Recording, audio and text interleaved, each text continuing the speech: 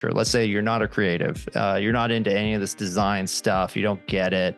That's totally fine. What this does is it gives you guidelines to hand to a creative. Now we're very reliant on social media. You have to have your meta going. You got to get onto TikTok. That's the growing platform. You got to get onto, all these different places. And really, those aren't your company. They're not your platform. You're using somebody else's platform. That's great. You can use that. But at the end of the day, if they want to charge you for everything that you do on their platform, they can do that. It's not yours. You're going to be useless because some underling's going to come in and they're going to know how to use AI and they're going to do the job that you were supposed to be doing. And you've now become a middleman between the people you're reporting to and the person who's actually doing the work. Whether you are a multi-billion, multi-million dollar enterprise, or you are all the way down the food chain as a solopreneur trying to make your way with your product or your service, where you know that you can impact and change lives, you must know that marketing is changing and it's changing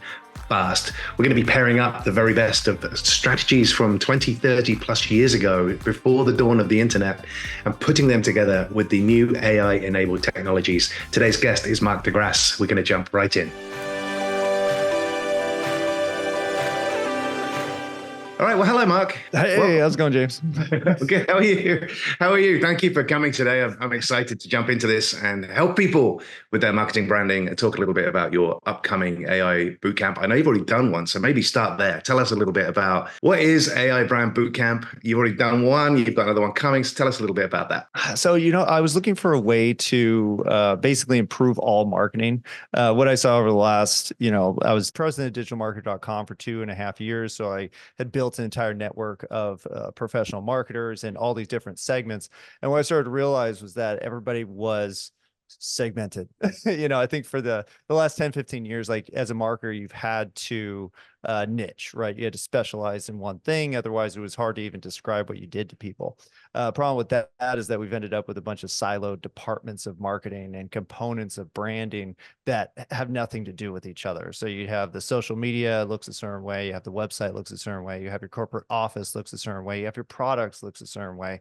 And really, there's nothing that holds it all together. And so you not only have incohesive branding, which is essentially wasting thousands of impressions that you could be making to reinforce the brand, you're also leading to a bunch of extra decision making that actually hampers your operations, leads to a bunch of divide within the company because people have different opinions about literally everything that has to do with marketing. And you're wasting time and money doing things that could be just guided a specific way. And so with the AI Branding Bootcamp, I was like, okay, well, what's the most cohesive element of marketing that you can actually control and guide? And it's your branding. And so the more I got into it, the more I realized that branding's literally a facet of every aspect of your business, not just your logo and your colors and your fonts and that, the kind of visual stylistic stuff, but your customer care, your event spaces, your corporate space, your offices, your customer service, your product design, your, elements of just the applications that you're making.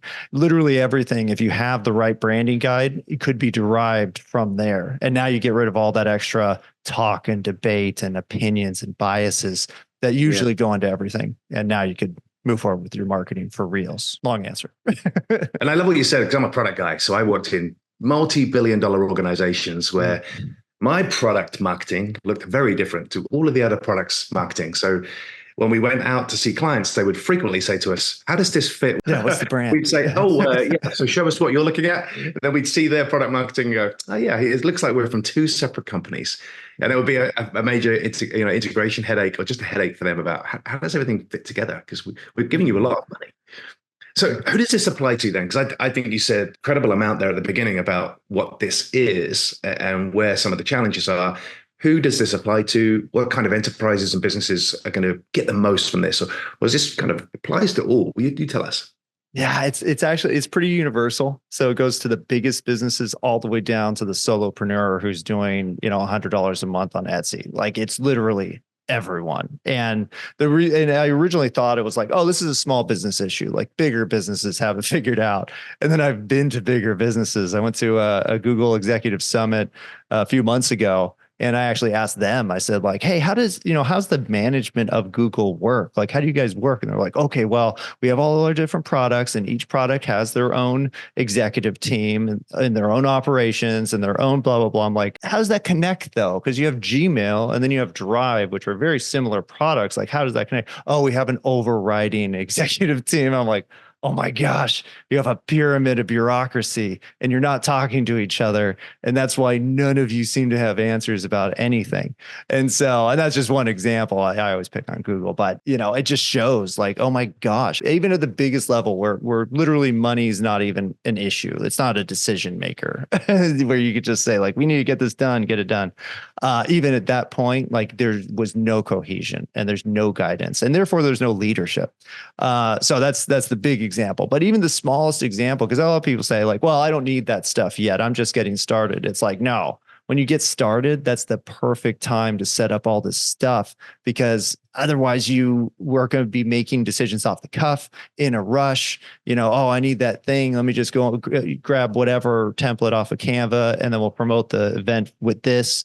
And it just leads to, again, a lack of cohesion. And now people don't recognize you. And essentially what you're doing every time you do an event or you launch a product or you have a PR story is you're doing another brand. And making one brand is hard, right? And what most companies do is they make a new brand every time they make a new product or service. And then the brand itself, the overriding brand, is essentially just an undefined mist of ideas that is usually based on the owner. The owner ends up being the brand, which is fine, but even that's not defined most of the time. I've spent money on branding exercises before with external agencies. And then I immediately found myself thinking, I don't like this brand. It doesn't speak to what I want to say anymore. And I'm shifting direction so fast here. And I did exactly all the things you said, is created new brand look, new brand feel. And then that became disparate because I was operating in multiple digital platforms. And I don't talk to one client. If you're watching this right now and you're the employee, you're probably thinking, how does this apply to me? Well, you can still do this for personal branding, but there are employees out there, lots of which I talk to, who are thinking about that solopreneur journey, or even just going into a startup where there may be one or two of you buddied up and you're thinking about launching a software product or even a digital service. And so I think a lot of this applies. So I want to dig into that. Tell us a little bit more about the application. So what kinds of things? Because I know I'm guilty of things looking disparate depending on where you find me in the marketplace. So what are some of the mechanisms for people to tighten that up and bring that together? So I just did this in the last week in our session. So we have one of the components of branding is interactive styling. And so interactive styling is about, experiential. Interactive is another one, but experiential is the one we did last week. Basically, it's how your customers experience the brand through a bunch of different elements, a lot of interactive as well. So one of the ways somebody can experience your brand is through an application. So what we did was we took the experiential styling that we created and applied it to a new app. And so I literally made a series of prompts that'll help you build a product positioning document for a new app, screenshots for a new app, and the literal formula that will actually be the driver behind the programming of the app. So using just the experiential guide, now within 15 minutes, we had created a new app for a friend of mine, Aton, one of the students in my class, where he helps spas. He helps health spas and biohacking type clinics.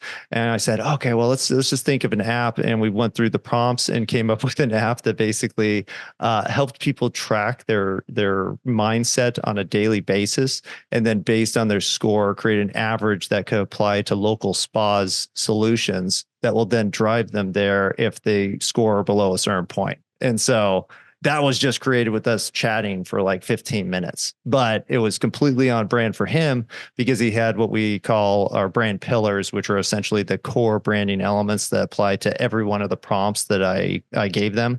And then your branding essentials, which drives the stylistic elements within all these different features. So initially it's a little bit of work, but once you have that's kind of taking me to my next question. I think every new business owner, or even businesses who've been doing this a while, think, oh yeah, well, maybe we've got our hand on this and we know what we're doing and we can correct it. We just been spending our money and attention elsewhere.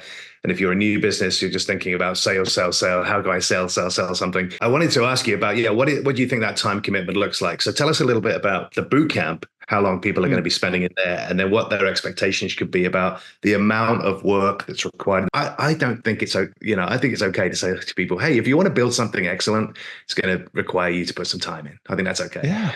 Yeah. So tell us about duration. How much time in the boot camp, and then what expectations coming out of that for the amount of time people will spend getting this together, knowing that it's likely an evolution. It's about 8-9 sessions over 4 or 5 weeks, 90 minutes per session. And basically what I do is I describe the guide. So whatever the style component is, and you have visual, you have written, you have experiential, interactive, and community. So those are the 5 types of guides.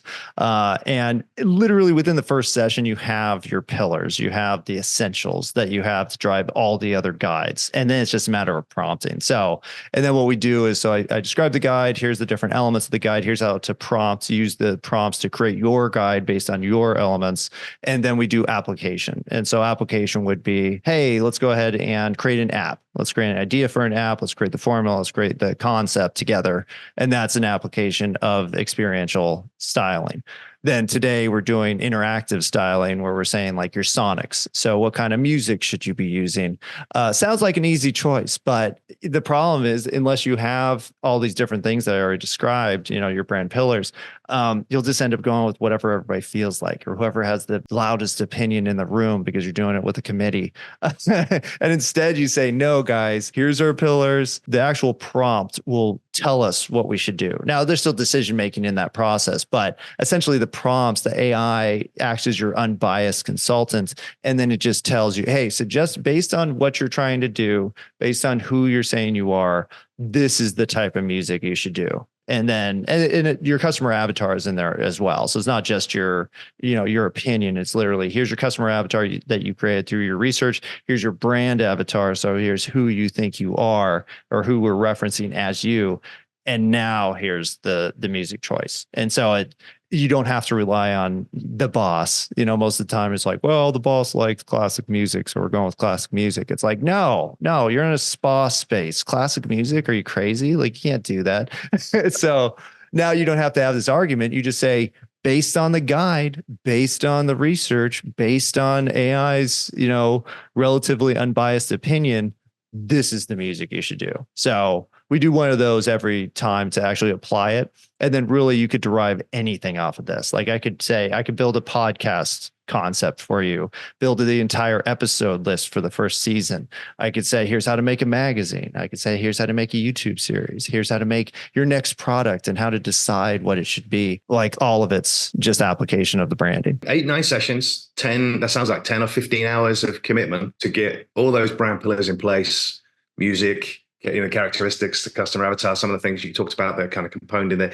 Then implementation, is that happening in those workshops in the boot camp? So implementing as you go, or are you sending people away to do the implementation between sessions? The session actually provides all of the AI prompts. And then literally it's you just copying and pasting and then making decisions. So what the prompts do is instead of just saying, hey, here's a general prompt about styling, whatever it is, was I actually made lists of the options. So I said, okay, going back to music, here's your sonic styling. Here's the overall, music theme. And so then it gives you a list of the standard kind of corporate themes, maybe 15 to 20 options. And then that you feed into AI. And so now you get a much more consistent output. And then now you're familiar with the options. And then now, if you're a marketer who's adding branding, now it's just, hey, what music do you like? Here's what I found. What do you like? And now you can provide the client with like 3 options versus like, what do you feel like today? Now you make decisions faster. It's very, you actually could just look at the prompts and do the prompts. If you want to cheat, I'm describing why we're doing everything. But if you're lazy, you don't even need that. You just copy and paste this stuff in. And that brings me back to the question I was going to ask earlier. And now I think the timing's right. So I would go through this brand exercise. I spent thousands of dollars to figure out that, yeah, some nice lines, whether they're squares or triangles, are going to fit for what I want to do. I come up with a good brand color template that feels good to me, and I still use that color template. So I have a brand template now with fonts in and all kinds of other stuff. But what I found intuitively was to move away from some of the concepts and components in there.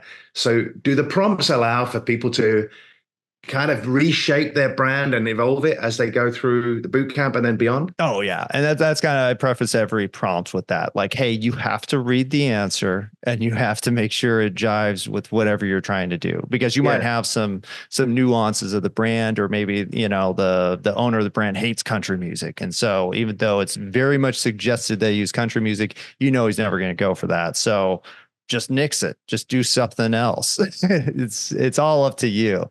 And so, but what it does, just so people are like, well, I'm not a graphic designer, how am I going to apply this stuff? I include a set of management principles too, and that's towards the end, where I basically say, okay, as the manager, let's say you're not a creative, you're not into any of this design stuff, you don't get it. That's totally fine. What this does is it gives you guidelines to hand to a creative. So I basically talk about, here's how to hire for positions. Here's how to hire an agency for positions. Here's how to hire a consultant for positions. And this is specifically within marketing. But if you're able to do one of those three things, now it doesn't matter if you have, the person or not. Essentially, because you have the guide, you can now hire any creative, within reason, to execute it, because you're giving them the information. It's no longer, hey, I better make sure I like this guy's style or this girl's style because, I want to make sure it jives with the brand. It's like, no, the style guide will tell you. You just say, follow this style guide, no decisions necessary. And a good creative will be able to read that and be like, for me, because I've done a lot of graphic design, I love that. I'm like, hey, I exactly like this, what this brand did. I like this. I'm like, oh, thank God I could just do that. I don't have to go through this process of like, here's some great ideas. And they're like, oh, I hate all of them and I don't know why. It's like, oh, that's helpful. Thanks for that. By the way, do you think about how much time and effort you've already put into your branding that didn't work for what you're about to get? Probably 10 times faster, 20 times, maybe lightning speed faster than what you've already done. This is probably going to be for you. So tell us, Mark, where are we going to register for this? Where are we going to turn up? Oh, that's just my website, markdegrasse.com/AI-branding. And that'll actually just take you to the information page where I describe all these things, but this is actually a better description that I've ever given.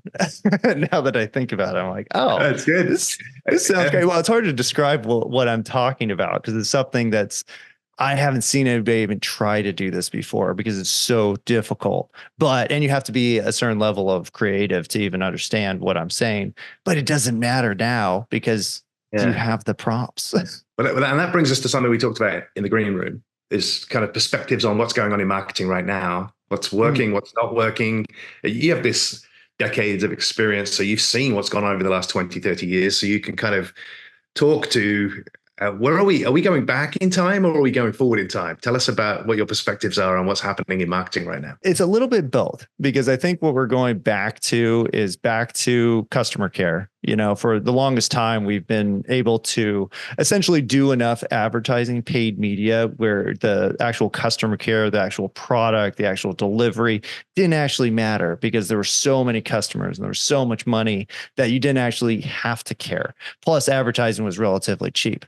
And so it led to this situation where we basically said, you know what, branding, whatever, you know what, customer care, whatever, you know what, products and services, whatever, just put more money in the money machine and then money will come out. But that's ending. So advertising is getting more expensive. Traditional methods of digital marketing like SEO are becoming wildly unstable. Even like the pillars like email marketing is getting a lot more difficult because of new privacy restrictions again. And in the US, we have it made in terms of what we're legally allowed to do. But that's going to go away too. So what are you left with? You say you can't get organic traffic through Google, because they might start using generative AI to just create content for their customers. You can't use paid advertising, because that might not even be profitable anymore. You might get a customer, but it might cost you so much that it's not a sustainable, growth methodology. What do you have left? You have branding and you have follower privatization. And so, right now we're very reliant on social media. You have to have your meta going. You got to get onto TikTok. That's the growing platform. You got to get onto, all these different places. And really, those aren't your company. They're not your platform. You're using somebody else's platform. That's great. You can use that. But at the end of the day, if they want to charge you for everything that you do on their platform, they can do that. It's not yours. And we saw this happen in Facebook. And so we're having this kind of disintegration of what's worked for the last 10 to 20 years. And what's arising is this more classical approach to marketing and business where you make good products, you do good service, you always take care of the customer no matter what. And it's all a game of retention because as the cost of acquisition goes up, the cost of lifetime customer value also has to go up because otherwise it's like, what's the point? You can't make enough money to scale, an a bad marketing system. So, what do you do in that regards? I got to privatize my market and I got to make sure my brand has significant authority. And to do that, you have to get into branding. You have to care about not just your customer, but you have to care about who you are, because if you don't care about that, you're not going to be able to maintain it consistently. And now the next person you hire is going to tweak the brand and they're going to launch a new brand every single time you come in. And even if you bring in outside consultants, they'll say, well, your branding's crap. Let's go through the branding routine. And then you do a logo. And then by the end of that, you're so tired, you don't even want to see that person ever again. And so instead, no, it has to be implemented. And so I think it's going to be future wise, there's a few things going to happen. I think you're not going to get a bunch of organic traffic. So, and you're not going to want all the content that you're creating to be usurped by an outside AI and used to make somebody else money. So what do you have to do? You got to license everything. So that's another component of the future where it's not just about making content, it's about licensing that content so nobody else could use it for their AI so that you could use it for your AI. And so that's really where we're headed. So it's kind of like going old school, except it's old school executed through the giant new medium that is AI. And that's what you're going to have to build. And if you can't build a branded AI and guide your entire operation around your branding, then you're just not going to be as consistent as the next business that does do that. A lot of what you said there makes me think about we're no longer me, we are we. We're no longer about profit, we're about purpose. And then I love what Peter Diamandis is saying right now about there's going to be two companies by the end of the decade. There's going to be the companies that have leveraged and embraced AI in everything they do. And then there's going to be the companies that are out of business. So look, so I hope you're enjoying this so far. And don't forget, you have the opportunity to join Mark in his AI branded bootcamp. So just go to markdegrasse.com/AI-branding, and you'll see a opportunity there to sign up to the April bootcamp that will get you there. But if you're coming here late and you've seen this on YouTube later, then just go to markdegrasse.com and you'll be able to see the latest offerings there for you. Now, alternatively, if you're the career professional or business owner and you need help just to move you from a point of lacking focus, feeling undervalued, maybe underserved, I would love to speak with you for an intro call. So we have 30 minutes together. There is a link down in the description next to Mark's links where you can book a call with me and we can get to know each other and learn a little bit more about your challenges and your desired reality. I can't wait to hear from you. Let's get back to the video. So in my business, we talked before, 80% of the folks I talk to are actually employees. So if they've got to this point and they're still listening and still watching this, they're probably thinking, how does this apply to me? And I'm going to ask you a question about that, because I think what I see in all those people is they're highly talented and they have been successful. Most of the people I work with are VP to C-suite executives. And so those folks have created amounts of value for the industry they work in.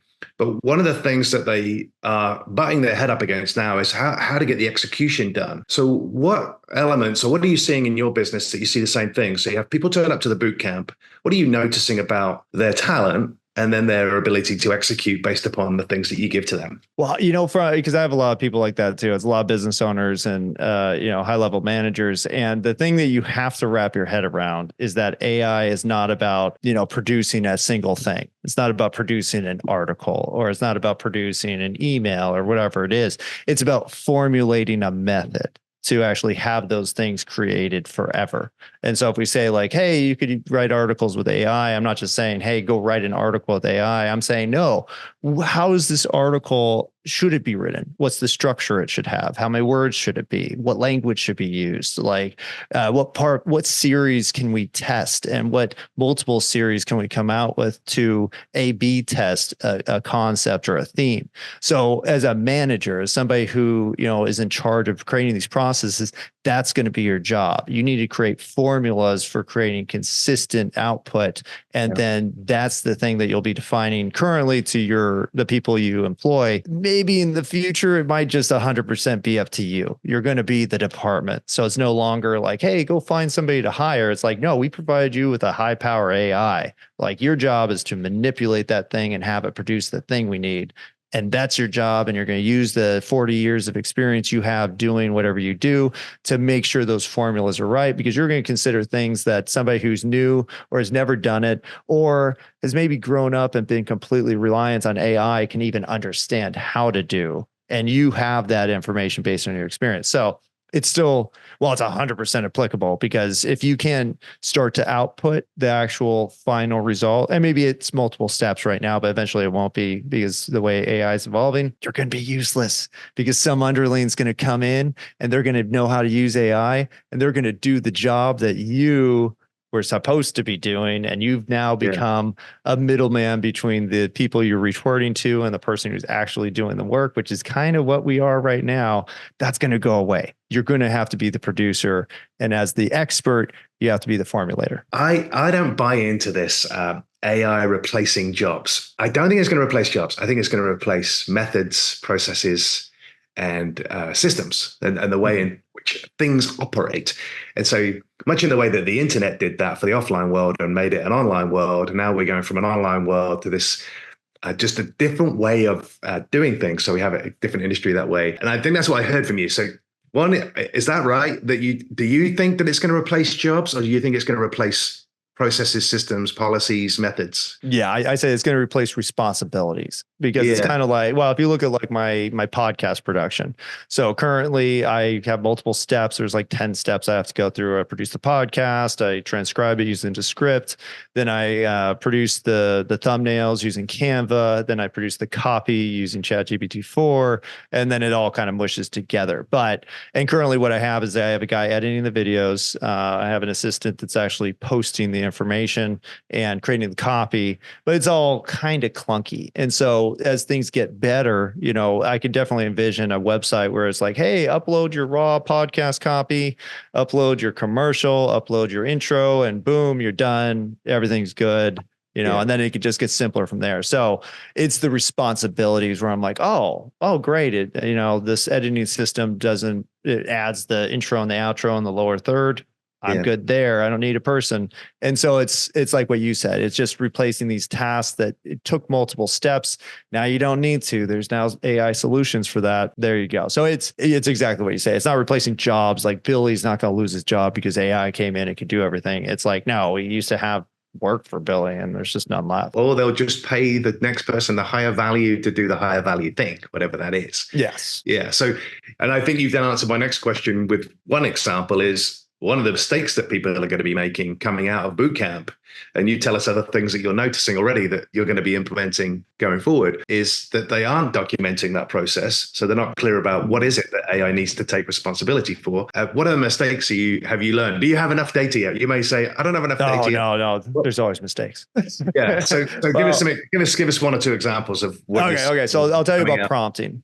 So if you're creating a prompt and you're trying to consistently use the prompt, most people don't put enough detail in there. And so what happens is you run the prompt once. Oh, look, it made the great thing. We're good to go. You run it again and ChatGPT is having a bad day and now it produces just crap. And you're like, what the heck happened? And so what you have to do is you have to do a little bit more training on the AI. So instead of just saying, hey, here's the parameters of the thing I want to make, you might literally have to provide a list of options. And so one of the easiest things you could do to actually improve your prompting is just say, you could just go into ChatGPT again and say, okay, I have an element of sonic branding and it's called overall music style. And I don't want to just say, hey, create the overall music style based on the brand pillars that we have. I want to say, hey, here's a list of 15 standard business music styles. use this as the basis, combine it with the information from the brand pillars, and then suggest a style based on that. And so that's one mistake that you can correct really easily in AI just by providing options. Now, when you run it again, you know it's going to be one of these 15 or 20 options, and you don't have to hope. Because if you're doing it in front of a client, you don't want to be like, oh crap, it produced something I wasn't expecting. Moving on. But yeah, I think prompting is important. So I learned very quickly, and you can see this on any digital platform today, who put in a simple prompt for their written content and who actually did some additional work to kind of train ChatGPT on what the output should actually look like. Yep. And so whenever I'm writing an email, which is less common than it used to be, I'd send a lot more emails than I do now. But if I'm sending a value email, I do want to have a long conversation first in that prompt with ChatGPT to train it on what I'm expecting. Otherwise, if I just say, write me an email about how to have a better day at work, it's going to give me some really generic, ugly stuff. But you see those posts out there all over the internet right now. I see people post those, and I kind of, they irk me a little bit, but then I'm a big believer in oneness and humanity. So I just say, okay, let them be. It's okay. They can post that stuff. They'll figure it out. At least they're posting. They'll get to the next generation. Yeah. So that's a good one. Is there another one? Another mistake? In terms of the mistakes, that's one of them. Not correcting your work. That's another standard. You never want to just take what's output. Like, you got to review it. You got to read it. Got to correct it whenever necessary. And then I'm trying to think of another one, because we've had some great success stories of actually people implementing this within their marketing businesses to do something that they couldn't do before. Actually, I'll tell you another benefit. I don't think it's a mistake, but using it to describe and justify things for you. Or actually, no, I have another mistake. And this is a mistake that I have made consistently since AI has kind of come out, which is limiting the capability of AI, like assuming it can't do something additional. So, and this usually arrives because I think we've all been kind of programmed based on how programming has worked since, the dawn of the internet, where we have limitations. We're like, okay, I know the machine's smart enough to do this, but not that. So I need to do that thinking myself. And so the mistake there is basically undervaluing AI. So what I tell people, I'm like, hey, if you have a question, like let's say I use a prompt and it gives you an answer and you're like, I don't really understand that answer. You don't have to stop. Just say, describe this answer in a different way, or provide me with additional options, or whatever it is, but continue to prompt until you get what you really need. And don't assume that you're just too dumb to get the answer. Just keep on asking until you get it. I'm glad you said that, because I'm the one who spends time saying, what does this mean? Please rewrite this in a language I use too many words I don't understand. Yeah, that's me. And I can go down a rabbit hole with that. And I think for other people, that could be a mistake. So one of the things that I wish someone shared with me is just start to limit the amount of time you're going to invest. Otherwise, you're taking your time and attention to things that maybe could be done faster. So start to pressure on yourself of a deadline of when you're prompting, when you're having this, block the time so you know that you're not going to spend hours in there. So look at the clock and go, I did not pee, I did not poop, I did not eat. I didn't eat. Yeah, because in solopreneur world and sort of kind of newbie startups, that kind of happens. And I see, some of my clients do that, and I'm sure you've seen that too. We have a few minutes here, and I want to kind of personalize this a little bit so people understand who you are. So why do you do all of this? Why the shift from digital marketer into what you're doing now with MediaMark and the AI Brand Bootcamp? Tell us a little bit about why. What's your reason? It's actually, the same reason. I really want to empower business owners and the people who are actually doing the work and caring about the customers and building the products. Like, I want them to be the people who the information comes from. And what I tried to do when I had my agency, because I had a website and branding agency for about 6 years, I personally helped build about 300 brands. And that was my goal there, where I was like, okay, if I could just train business owners to be marketers, then we could fix the internet, because they'll be the ones creating good information. It won't be marketers just making crap up, because that's what we're paid to do. It'll be the doctors, and it'll be the contractors, and it'll be all these different people. That was completely unrealistic, because those people don't want to be marketers. They don't care about teaching anybody necessarily. They want to make their product. They want to do their service.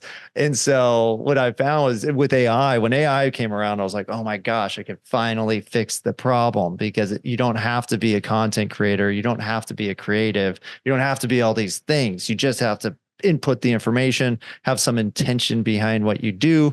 And now the marketers could do their job correctly because they're not trying to convince you of anything. You built the brand around your principles. So, there's, a basis for it. And now you could move forward and, be intentional about the application and about, making the brand good, building something significant. So that's kind of the reason I do it. I think that marketers ruin the world in a lot of ways. And so I'm kind of compensating for that. On that topic, I saw a post the other day that said 97% of marketing is written by people who don't believe what they're writing. Oh, yeah. Well, and that's true. And that's like the definition of lying. And so it's just, and the more I kind of got into it, because I've done a lot of, content for marketing, the more I realized I'm like, oh my gosh, everything is marketing. Every aspect of every organization, every government, every religion, every philosophy, like is literally just a form of marketing. And every leader you see is a kind of marketer who's able to instill their idea into somebody else's mind. That's the definition of marketing. And so it's really a conquest to fix the world through we could business. have a really deep side conversation here about consciousness and unconsciousness, but we won't. I want to hear a little bit about your success story. So is there a favorite client success story of somebody maybe you beta tested this with, or you went through the boot camp and you're already starting to see some incredible returns? And it doesn't matter. I always say that money is one of the ways to get paid, but there's other experiences and other things that go on for businesses. So tell us one of your favorite client stories. When I had my agency, I helped this company called ATX Speech Therapy. And it was what I tried to do with my business was essentially say, okay, I'm going to build the brand. I'm going to build the website. I'm going to build your funnel. And then I'm going to make you tutorials to show you how to do all the things yourself. And this only worked about 5% of the time. That was my success rate of actually implementing the system. And, but yeah, Michelle Mars, she was able to, they started making content, the husband helped, and they made all these videos, and then they started just publishing and they executed the plan. And then their business blew up, and it's like they can't even keep up with what's happening. And it wasn't through paid media. I always taught people how to organically grow, and they succeeded, and they're still growing, and they're still posting content, and they're still modifying. And the coolest part of the story is they're not 100% following the plan, but they use the plan as a guideline. They evolved it based on what they preferred and what they were interested in. And that's like a perfect success story for me is like, oh my gosh, all right, I did it. The person who's supposed to be making content is now making all the content, and the business is working because of it. That's a win. That's a wonderful philosophy that the map is just the map. There are many routes to the destination. Whatever you want. If you insist on going the shortest and fastest route every time, in the end, you're going to hit a roadblock. So yeah, be flexible, be adaptable. And I love this new word I'm embracing is just kind of be intuitive about what's working for your business. And who is that customer and what is their experiences? Intuitively, you do know that following a very short, fast, direct path may not be the right way for your experience. So what's next? So somebody comes to Bootcamp and they start to get this experience with ATX speech therapy, and they're still working with you doing different things. What's the long-term perspective for a person who's going to engage in this? Where are they going to end up? Working either with your agency, or what is going to happen to their business? What kind of things are going to happen for them in the next 6-12 months? So the coolest thing of what I did at Digital Marketer was build this network of like 1,000 marketers. And so, as much as I like the client process, I want them to be gone, and I want to go away. And so what I enjoy doing is getting people started up on something, getting them excited, getting them operational. And then I want them to evolve on their own. And so you could either do it yourself, because really the branding guide is supposed to be, like I said, the business Bible for you, where you could derive anything you want for that, any piece of content, any piece of product, any event that's coming up, literally anything you want, you could derive from this. And so the AI Branding Bootcamp is probably going to lead into, okay, here's how to make social content using the branding. Here's how to make, blog content. Here's how to make a podcast. Here's how to make a magazine. Here's how to make all these different types of media you need for content, because I'm a content specialist. But you continue to use the guide and evolve it however you you want that way. Or I could refer you to a bunch of people who know what the heck I'm talking about and have bought into the system essentially. And then they'll know what you're talking about when you give them your guide. And now they'll know that they're supposed to execute. Because the biggest problem that I see most small businesses have when they're hiring a marketing agency is they're like, oh, well, John down the street say use TikTok to get popular. So I just want some TikTok person to come in here and make TikTok. Like, I don't even care. It's kind of like, that's why you're so pissed off when the marketer doesn't do what you want. You gave them no guidelines. There's no real objective. And so it's kind of wrapped in. The AI Branding Bootcamp doesn't cover this, but I'm coming out with a new course that's basically the most inclusive methodology of marketing I could come up with based on my experience working with so many companies and how to manage the marketing. And so the next step is, okay, once you have your branding guide, how do you manage marketing moving forward? And that's usually the biggest component. You don't have, we call it the scorecard. You don't have your key metrics set up to even manage a scorecard. You don't even know where your sales are coming from. You don't know who's doing what. You don't know how to hire for those positions. And so marketing management is usually the next step, at least for small business owners and executives. Where is this inspiration coming from? What is your inspiration? I kind of share that with people, and then we'll close this out and maybe come back and talk about expectations and compare. There's so many things you said there that I thought we could talk about, but let me just ask you that.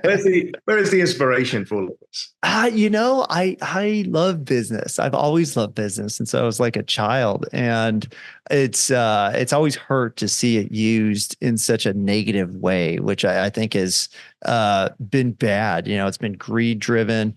You got to scale to make $1 zillion and fly around on a jet and have all the jerks run your business for you. Like, I've always hated that. Like, I want the business owner to care more about what they're doing than anybody else. And it's not just a money machine, which is what we've kind of been convinced to build. Like, just build a money machine, sell that to some big jerk corporation, make $1 bazillion, you're set for life. And that's a fallacy too. It's like, no, you may have been doing the thing you were supposed to do because you love it and you care about the execution of this business going right, and you care about the customers. And so that's always irked me. And it's been this prevalent messaging of just hustle and make money and blah, blah, blah. I'm just like, no, what are you going to do with the money? Where's the money going to be used? Yeah.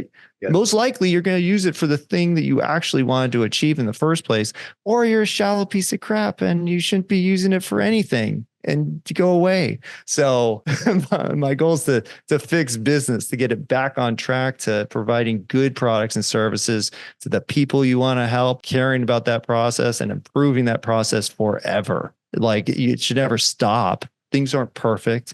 Make them perfect. You could do that.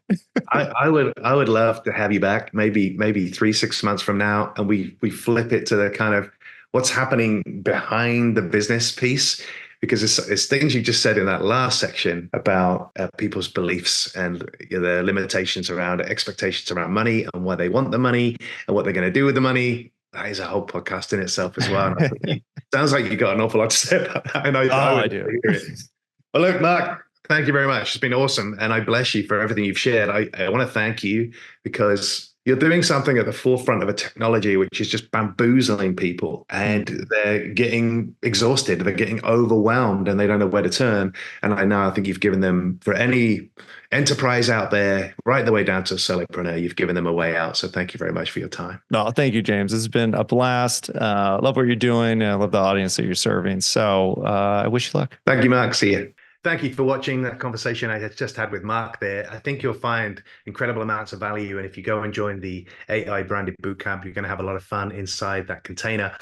But look, I want you to check out this next video right here where you can learn from more entrepreneurs who are teaching you how to do the methods of marketing, lead generation, and growing your business. And I'll see you on the inside.